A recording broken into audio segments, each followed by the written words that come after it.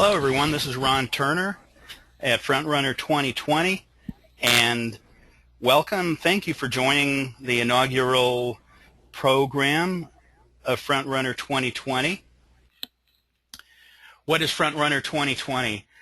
This is something new, and again, thanks to everybody for being here. I see friends on the line that are logged in. I really appreciate your support, and this is something that I'm really committed to. I don't want to spend a whole lot of time, kind of delaying Josh getting started, but the general idea is for candidates at every stage, from having that aspiration to serve all the way up to winning an election, and focus on bringing best practices from the business community and so on. So it's not just a campaign management thing that's out there already, but the development, the branding, bringing in expertise outside of politics, and oh yeah, we'll do the the basic politics stuff too. Yeah. The next thing that I want to talk about, and we're coming down to the end here, is how you measure success as an organization with social media. But what we talk about when we build a campaign for someone is key performance indicators rather than return on investment. And the key performance indicators for us are reach, engagement, and activity. Reach is literally what your social reach is. Now, if you look at your fan page 6 months from now for your organization saying you've only got 100 fans, you shouldn't feel discouraged, because the truth about those 100 fans on Facebook are that they all have say probably 150 friends. The average amount of fans for the average amount of friends for a Facebook user these days is about 150 people.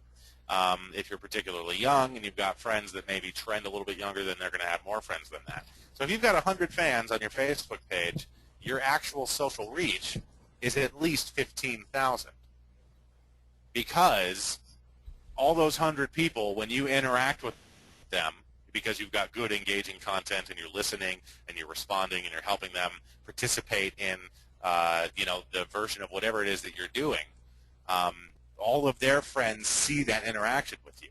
So the potential social reach for an audience of 100 is 15,000.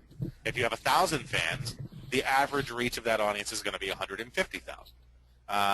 It's a little bit lower on Twitter, but we like to put it all together and figure out, okay, what's our total second-degree reach here? Engagement is literally whether people are responding to the content that you are putting out. If you are putting out consistent content and you're posting on Facebook Monday, Wednesday, and Friday like a slot machine, and no one is commenting and no one is talking to you, even if you've got a relatively big audience or you have enough people that should be interested in what you're doing to talk back to you, that means your content is not good. It means it's not engaging, and you need to change how you're saying what you're saying. Facebook actually has terrific tools for measuring your engagement inside Insights, because it'll show you the average engagement, the total engagement. It'll show you what posts were popular. It'll show you media consumption across your whole audience, and that can help you track the success of the kinds of outbound communication you're engaging in.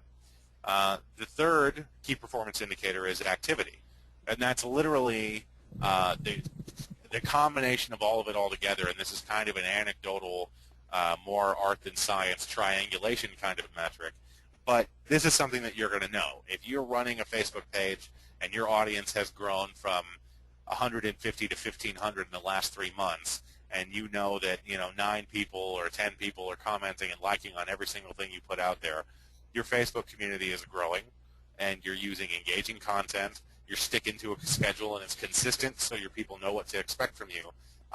You know that your level of activity is good, and it's where it should be as you develop your audience. If you haven't posted in 3 weeks and no one replies when you do, and your content's not very good, then you know your level of activity is not where it needs to be. Your homework here is going to involve some mechanics. It's going to involve Facebook metrics and a weekly report, and tracks coming up. There's a lot of ways to track your Twitter followers, whether you're just eyeballing it or you subscribe to a service like Twitter Counter. Use these services. Seek them out. Do a little bit of research. If you're an admin on a Facebook page, you can look at the metrics under Insights and see what they tell you. And those are going to be very good, very strong scientific measurements of your, not just your how you're communicating to your audience and how they're responding, but really to if people are identifying with what you're doing and if they're aligning themselves along the lines of who you are and what you're trying to do. Yeah, I love that, because that's really good to give measures of kind of what are the goals. It's kind of both a strategic view, but something that can be very clearly measured. That brings us to the end of the program here, and this is my favorite part because it's the most fun. The steps are unify, simplify, amplify.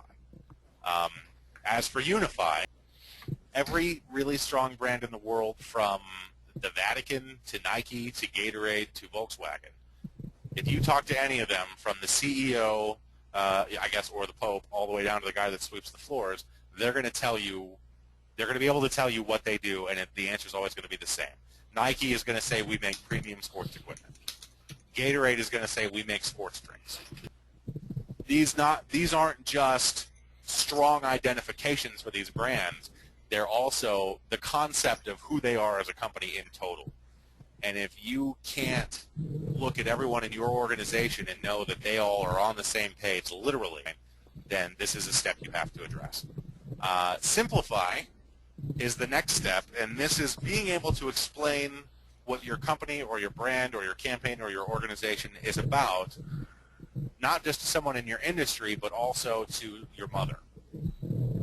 If if an engineer at BMW, for instance, and the CEO and the janitor can all give the same description of what BMW is about, but it's 3 paragraphs that involves highly technical jargon, then that's useless, because most people are not going to be able to understand that, and if they can't understand it from the outset, they're not going to identify with it. And if they're not going to identify with it and they're unable to identify with it, they will not advocate for it.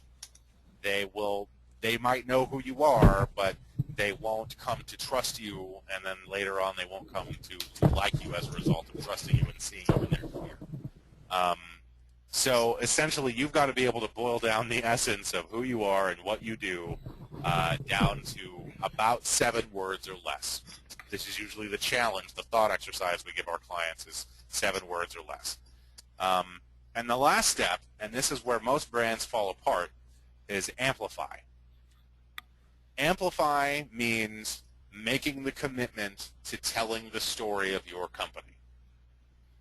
That's a cultural commitment. That's a resource commitment. It is a time commitment. It's a philosophical commitment, and it is a money commitment. If you as a company can't find the resources or find it within yourselves to communicate about who you are and what you do and why you do it, then your brand is never going to achieve any sort of strong identity with anybody. Because how are people going to love you if they don't know who you are? This is the very basic idea of everything since anyone has sold anything to anybody else.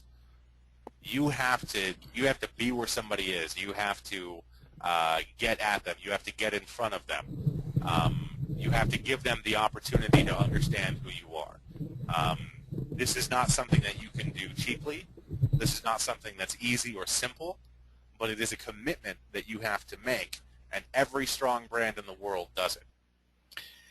That's fantastic. I mean, you've totally blown me away with this last one, because it's really deep, and I see it as a virtuous cycle, because the unify, the simplify, the amplify steps that you described, then I'm picturing that amplification builds the community, who then provide a feedback loop to what is the message. And as you said, you want to expand it. So I'm kind of this going around the circle again and again, so that I've amplified my message, I get more followers of my Twitter feed and my Facebook page, and they're commenting and participating and expanding my view, which is the whole point. We want to expand it, but the simplification reminds us that that you still maintain the focus too.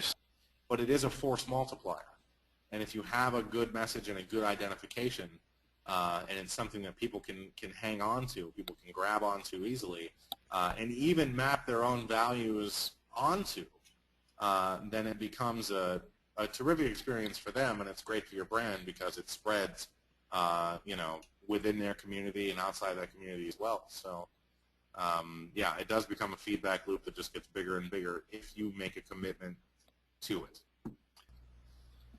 Your homework now for this may be about your campaign, and maybe about your brand, maybe about your organization, or it may just be about you. But you got to come up with a tagline, and it's got to be 7 words or less. And everyone has to be able to understand it. And this is one of those thought exercises where it's like, well, I got to 10 words, and that's okay. Then you have failed. Limit yourself, challenge yourself to define your brand. And if you come in under 7 words or less, you're going to find that you have considered yourself or your brand or your organization in a way that you never have before. And there's going to be real value in what you've discovered.